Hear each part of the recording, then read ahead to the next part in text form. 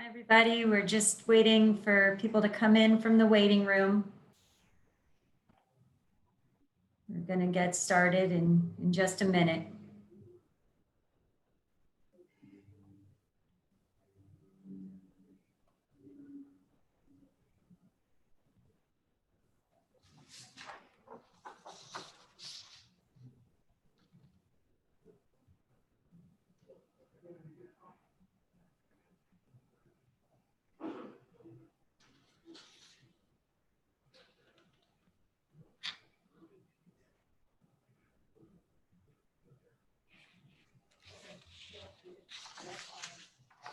All right, we're going to go ahead and get started.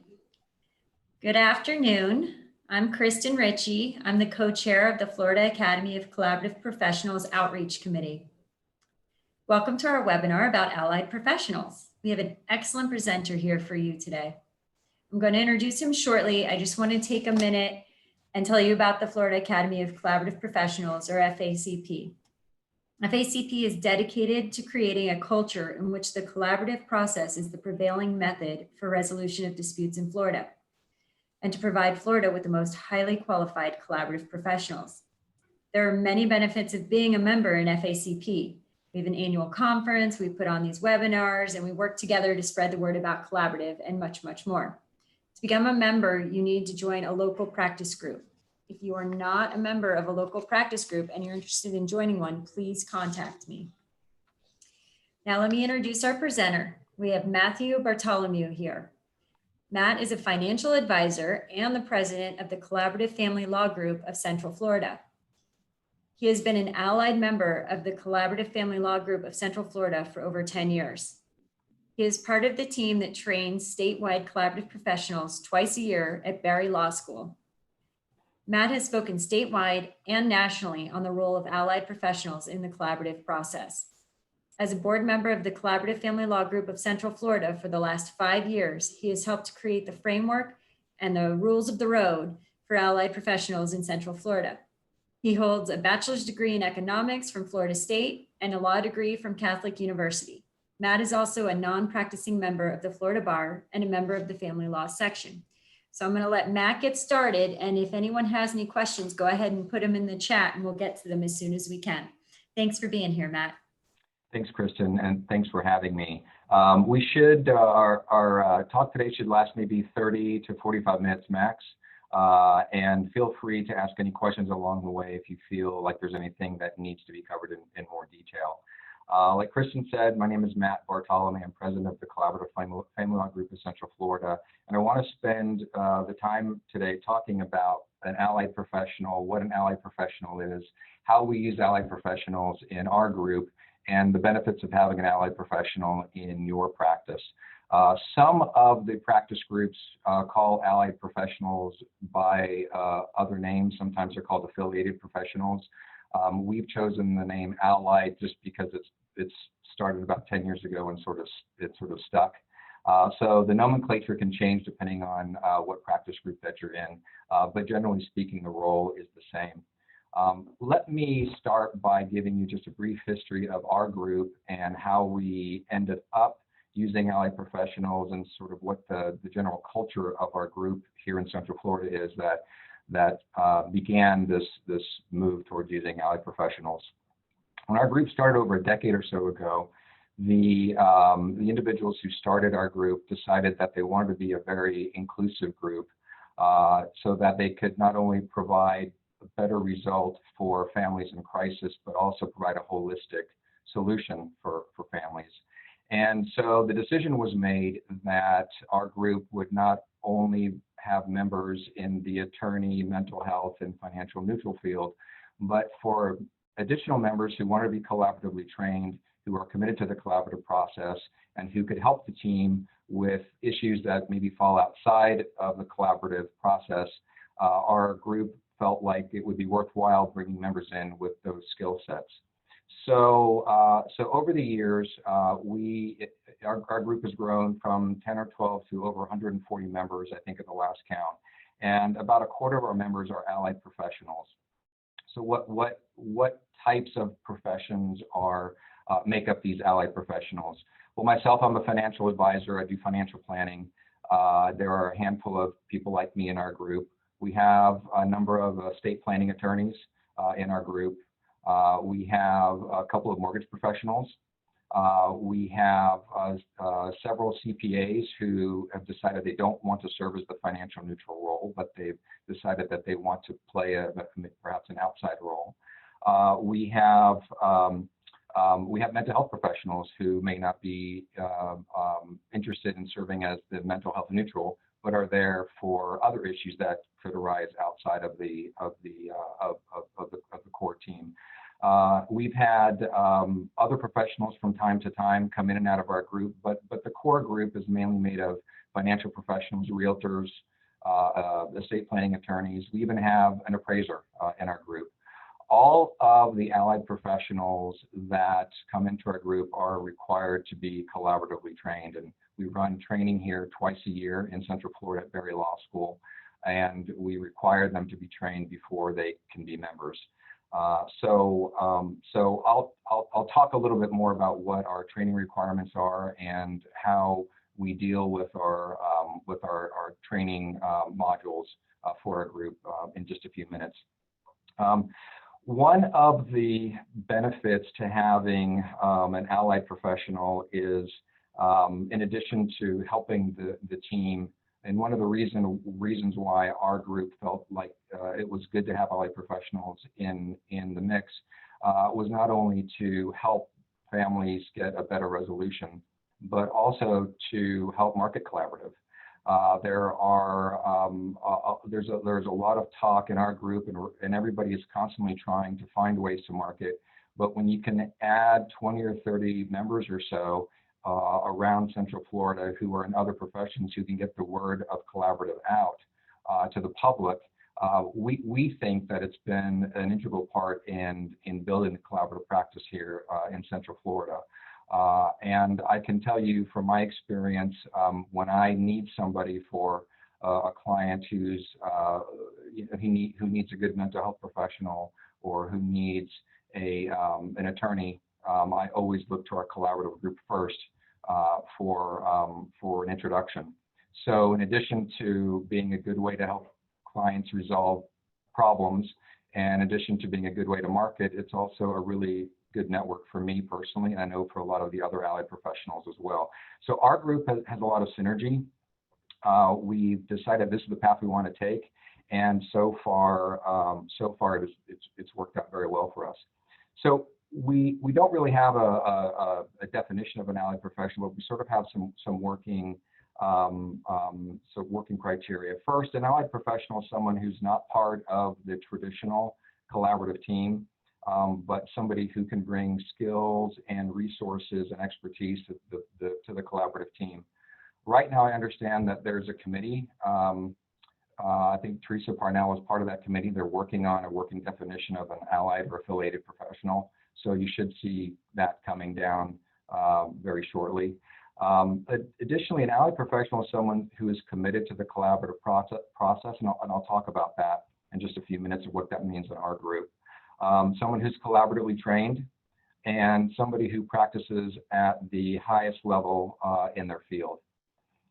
Now, one of the things I always emphasize in the training that we do at Berry is that an allied professional has to be an advocate for the collaborative process.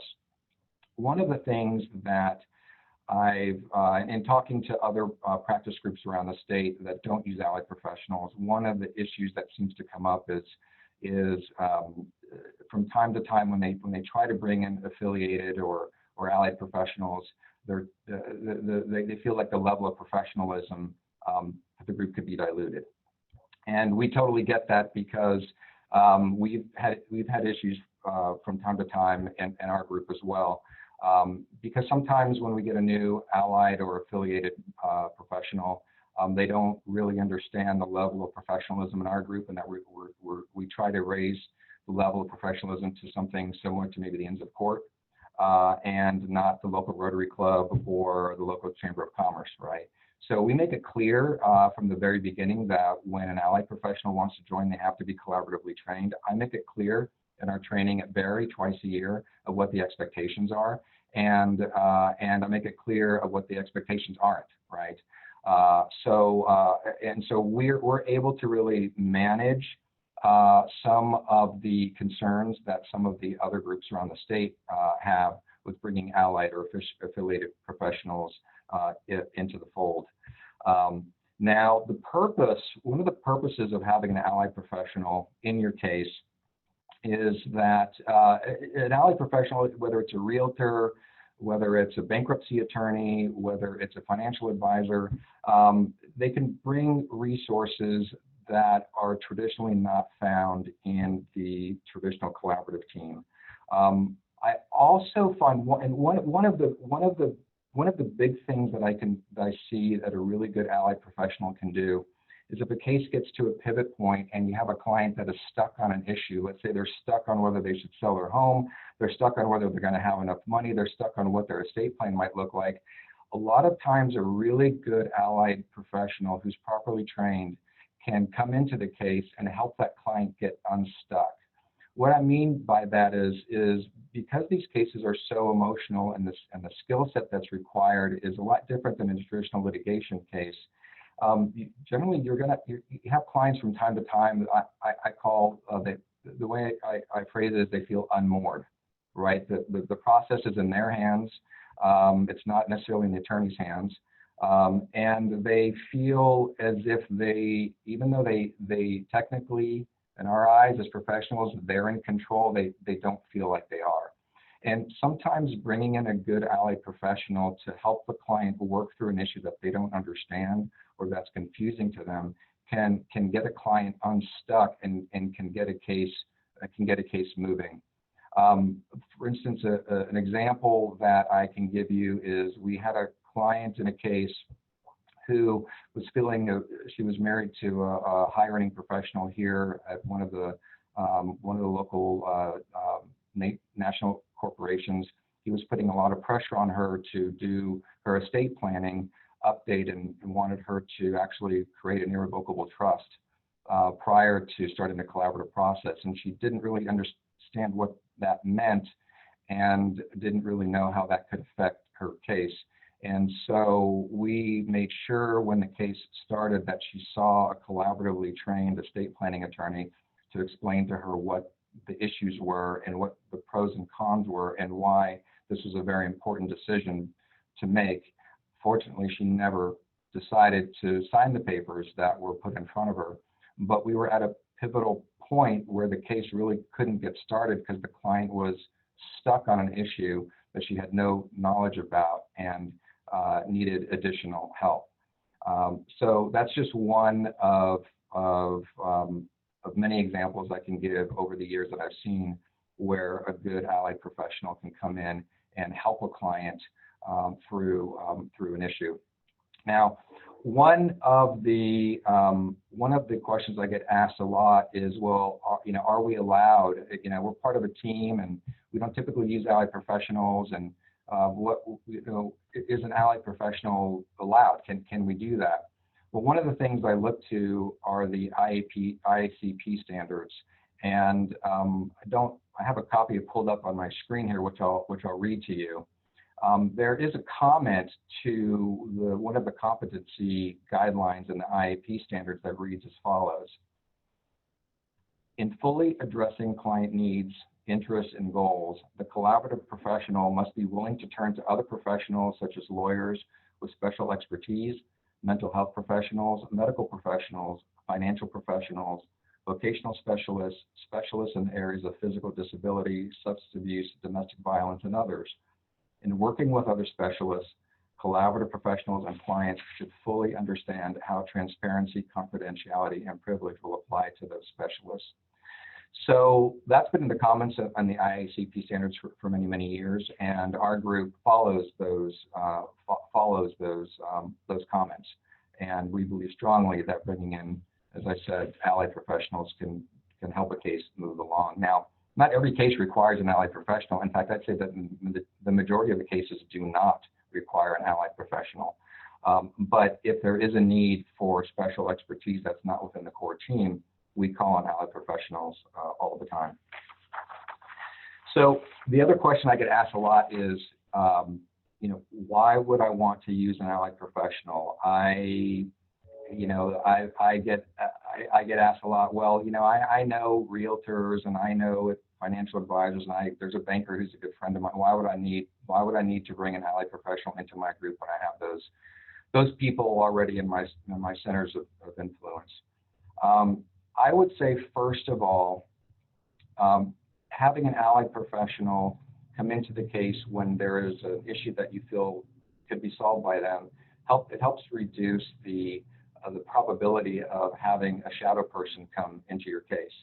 Now, virtually every case that I've ever worked on, even in my own financial planning practice, there's always a shadow person. Okay, there's an aunt, there's an uncle, there's somebody out there who feels that they've been through the process before, and they're more than willing to give their advice. And I think the last thing that you as a practitioner would want to see happen is to work on a collaborative case for 3 or 6 or 9 or 12 months, let's say, and let's say one of the issues in the case is one of the spouses has to sell the marital home.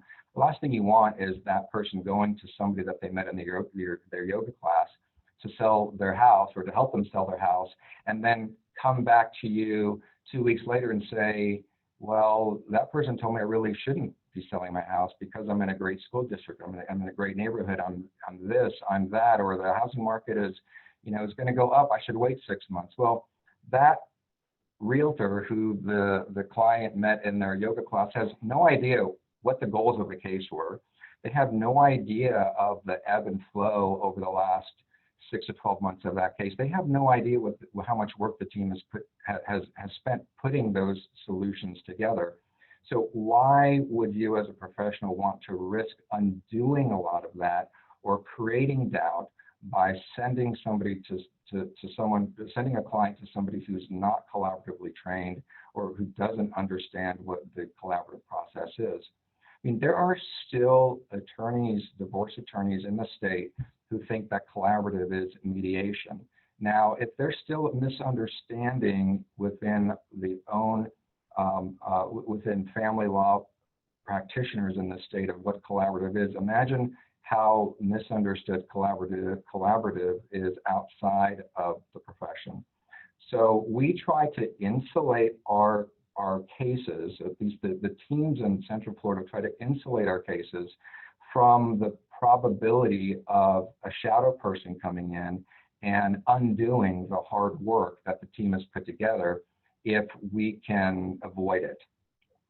Another thing that I've seen is you have an agreement on support and you send that person to a financial advisor that's not collaboratively trained and doesn't understand what's happened in the case, and they can start creating fear, uncertainty, and doubt as to what the support is, as to what the equitable distribution is, and doesn't really know the reasons behind that, right? So ultimately, the client can hire whoever they want to help them with these issues, but it just seems, from our point of view here in Central Florida, that it's a better first step to send clients to get help from somebody who understands what we do, why we do it, and the process from start to finish. Now, I also get asked a lot of questions when I talk at Barry and when I give these when I give these segments here. I get asked, well, how do you engage an allied professional? Like, we have a team. We think somebody may need a realtor. We think they may need an appraisal. We think they may need an outside business valuation. How do we engage that? Well, there's really a couple of different ways. The first is what I call the curbside consult. And in my profession, and I know others in our group as well, other financial advisors in our group, they get called on a lot to give curbside consults. A curbside consult is, let's say you're in the middle of a meeting and there's a financial question that comes up and there's maybe some terminology that is not understood by the team, or maybe there's a complicated issue with stock options or something that the team just really doesn't understand or can't comprehend. And they might just pick up the phone and they say, Matt or whoever, we have this issue, can you help explain to us how this works? I know the other allied professionals that do what I do in our group are always willing to give a curbside consult when a team needs some help identifying an issue and maybe working through something that's unfamiliar to them. So that's more of an informal way to engage an allied professional. A more formal way, and this is done frequently as well, is to really engage the allied professional with a confidentiality agreement, the same team agreement that everybody in the team signs. I have done this frequently, and I know other allied professionals in our group have done this frequently, and we abide by the same level of confidentiality that the entire team abides by, and we have the same level of responsibility as the core collaborative team does, even as an allied professional. In those cases, we're used more formally, or maybe we could be brought into a team meeting, or maybe if we're not brought into a team meeting, maybe we sit outside the team meeting, either on the phone or ready to go in case the team may need additional help or help resolving any issues that might come up during the process. It really depends, quite honestly, on what the team needs, and it also, quite honestly, depends on the level of the quality of the allied professional that they're bringing to the table. So those are really the two ways. The informal, more like a curbside consult, is what I call it, and the more formal, which is signing a formal agreement. So when I'm called in as an allied professional, whether it's formally or informally, I always ask myself a couple of questions. The first is, where are they in the process? Where is the team in the process? Are we just starting to frame the goals, or are we at the end of the process and there's been issues identified that need action? Or is the client stuck somewhere in the process where they just need me to help get the client unstuck so that we can move the process along? So that's the first thing, is where are they in the process? The second thing is, what am I being asked to do here? Okay. If I'm a realtor, I need to ask myself, well, is there eventually going to be a house that needs to be sold, and how am I going to work with the client through this process to get them where they need to be, and to make sure they understand what their situation is and the decisions that they have to make along the way. What does the team need from me? Does the team need me to be available? Does the team not need me to be available? Does the team just need to make sure that I'm there for team meetings, or does the team just want to make sure they have somebody waiting in the wings in case there's an issue that comes up?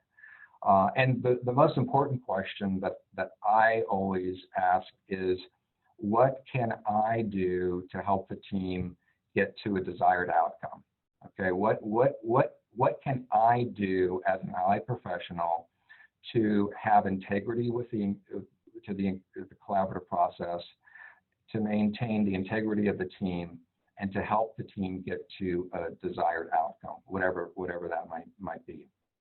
Now, this is the point at which there can be, for allied professionals, a sort of an internal conflict about do they want to serve in that role to protect the integrity of the collaborative team and the collaborative process, or do they want to serve maybe their role in their profession? So let me tell you what I mean by that. So my role as a financial advisor is obviously, and just like everybody's on the call here, you want clients, right? We all want clients.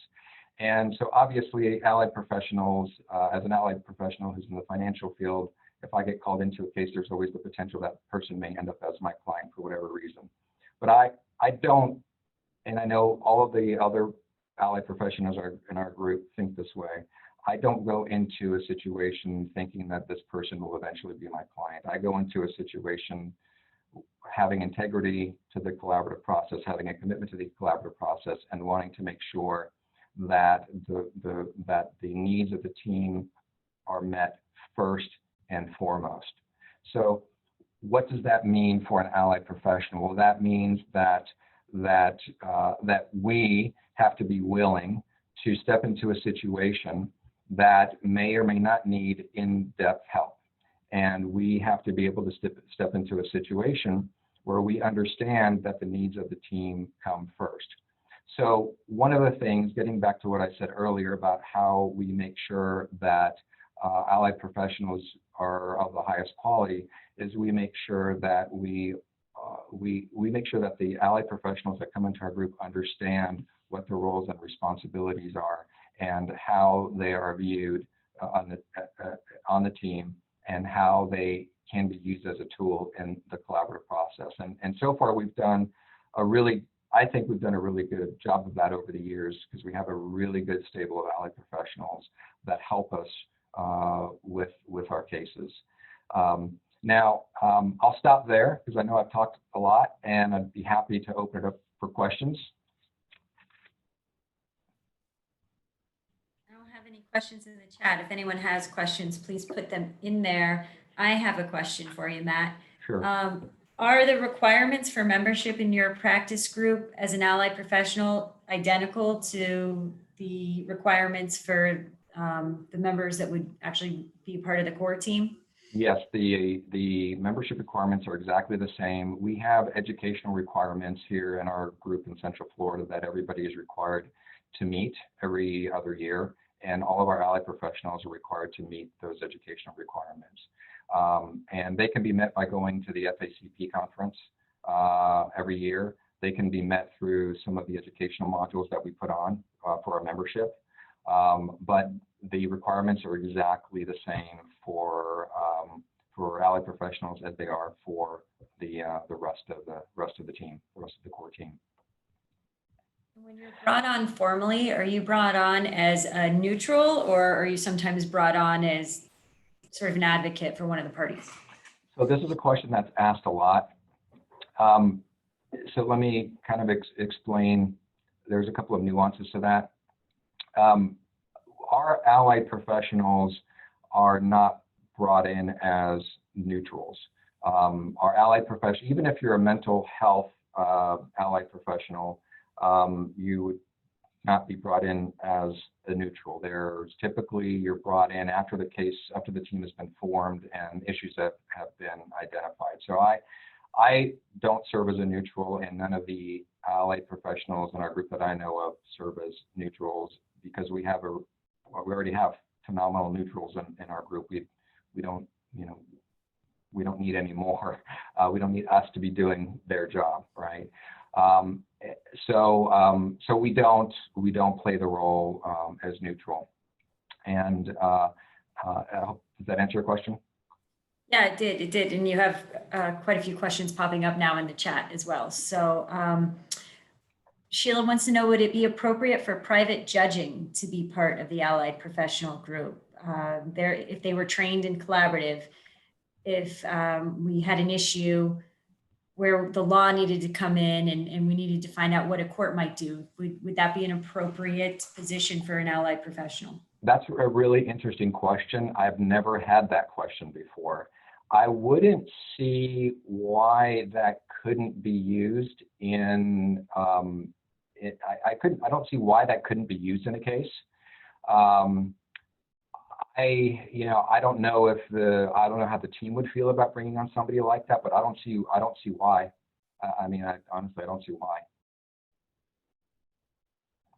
Michael wants to know, how do allied professionals who anticipate doing future work for one spouse after the process concludes handle confidential communications they're a party to during the team meetings they attend? So typically the way that's handled is, if I'm brought in as an allied professional, there's already one of the parties there's already been an identification that one of the parties needs my help. Saying if there's a realtor, there's already been identification that one of the parties will need the realtor's help. So even though my responsibility is to help the collaborative process, when that case comes to completion, my responsibility is going to be to the person who needs the additional help after the case is over, whether it's financial help or whether it's a realtor or whether it's an estate planning attorney. So my ethical obligation during the case is to promote and respect the collaborative process. But at the end of the day, if there's a client situation that I've been identified that needs help, then my job is, of course, to look at it through the lens of the client. And so this gets a little, so this is where the advocacy process of an allied professional gets a little bit tricky. Because on the one hand, you're committed to helping the process, but on the other hand, there's a party where there's been identification that one of the parties may need help with one of these issues that have been identified, right? So and so this is why our group is very careful about the allied professionals that we bring in, and making sure that the person that is brought in is a good fit for the dynamics of the case. Okay. If you sign a participation agreement as an allied professional, are you then precluded from working with either party afterwards? No, because the same rules would not necessarily apply to an allied professional as they would to the team.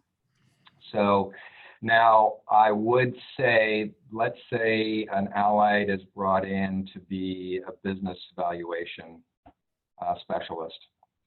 I would say in that situation, there would probably be some ethical concerns about working with one of the parties, because you want to remain as neutral as possible in the process. But if or let's say there's a realtor or there's an attorney, an estate planning attorney, mental health professional that signs a participation agreement, and it's because it's identified that one of the parties in the collaborative case needs that help, we're not precluded from working with that individual. The key is that the team knows that that individual, that allied, is working with that person. So it's not a secret when, if I'm brought in. It's not a secret if another allied is brought into the case. Everybody knows and agrees and will understand what that person's role is, not only to the team dynamics, but also to help the person or help that client through that part of the case. Okay, and you've reviewed the IACP ethical standards, and that's all in line with what's permitted? Yeah, the IACP ethical standards are pretty loose. They really leave a lot of room for practice groups to do their own thing.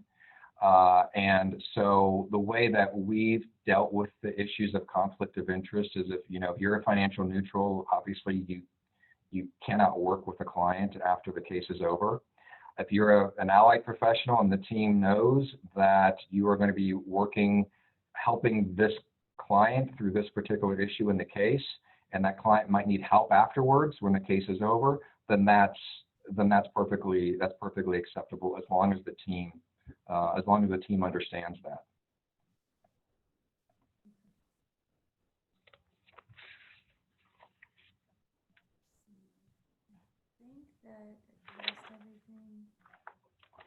Yeah, it looks like that did. If I didn't get anybody's questions, because they all started kind of rolling in at the same time, go ahead and type it again, and I'll let Matt continue, and I'll get it to him.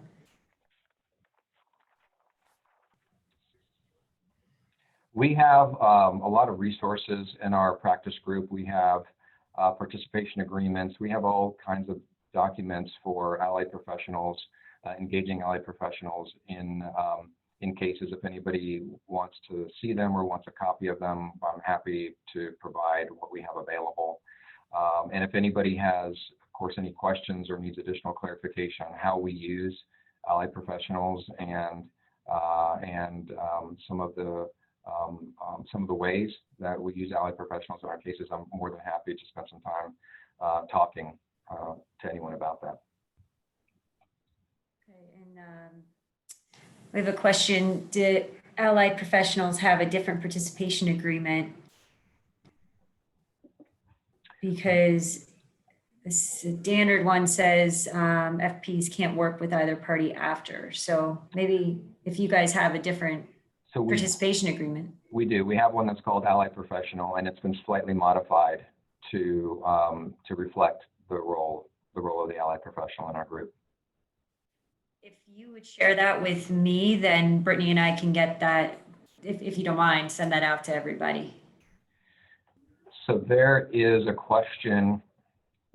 Would you see that an allied could also work as a neutral as long as it was clear and agreed to upfront. That is, need transparency and agreement to stay in that role. I would say no, okay? And there's a couple of reasons for that. First, we have, in our group, we have very highly respected and experienced neutrals in our group. And I think that at least I know from my own experience, it takes many years for these, for the financial neutrals in our group to get the experience and the reputation, the competency to be as good as they are. I just don't feel that, and this is my personal opinion, I don't feel that myself as an allied professional and others in the group could really be as effective as the financial neutrals or mental health neutrals that we're using in Central Florida. I really don't. That's the first thing. Second thing is I just don't really like the optics of the potential conflict of interest of serving as a neutral and then serving one of the parties after the case is over. Now, if somebody's an allied professional and wants to serve as a neutral in one case and then an allied in another, that I guess would be up to them because technically you could do that. But what I see is that when the lines start getting blurred, the core team members don't really know how to use that person. So I think it's more effective for somebody to figure out what lane they want to be in. Do I want to be a neutral and be part of a team, or do I want to stay as an allied professional and use my skill sets in a different way? I really think blurring the lines makes it difficult for the team to know what that person actually does and how to actually use that person.